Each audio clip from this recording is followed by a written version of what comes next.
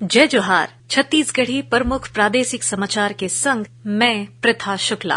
राज्य मंत्रिमंडल के आज बैठका हुईस, जेमा छत्तीसगढ़ लोक सेवा आयोग कोतिले आयोजित राज्य सेवा परीक्षा 2021 ला लेके मिले गड़बड़ी के शिकायत ला देखत हुए मामला के जांच ला सीबीआई ले कराए के निर्णय ले गे हे। हिट एंड रन मामला में नवा कानून लागू करे के पहली सरकार ट्रांसपोर्टर संगठन ले सलाह ली है। ए आश्वासन के बाद अब ट्रक चालक मन के हड़ताल खत्म हो गए।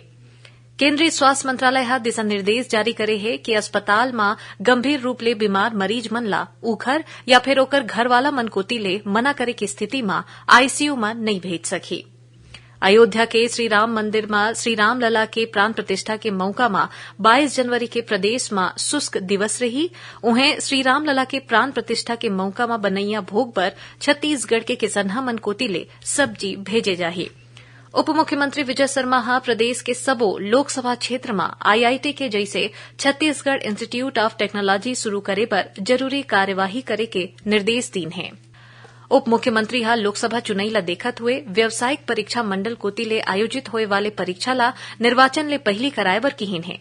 उमन हा अधिकारी मन ला परीक्षा के पेपर झन लीक होवे और भर्ती परीक्षा में पूरा पारदर्शिता रहे एकर बर सख्त निर्देश दीन। आदिम जाति मंत्री कल रामविचार नेताम हा विभागीय समीक्षा बैठका में प्रतियोगी परीक्षा के तैयारी करत युवा मन बर दिल्ली में यूथ हॉस्टल के सीट की संख्या बढ़ाए और एक नवा हॉस्टल बनाए के बारे में कार्य योजना बनाए बर निर्देश दी। उन्हें कृषि विभाग के समीक्षा बैठका में मंत्री रामविचार नेताम हा कहिन है कि कृषि विभाग की जमीन में अतिक्रमण करैया मन के खिलाफ कड़ा कार्रवाई करे जाही। दिल्ली पुलिस और सीएपीएफ में सब इंस्पेक्टर के भर्ती बर कर्मचारी चयन आयोग के परीक्षा 8 जनवरी के होही।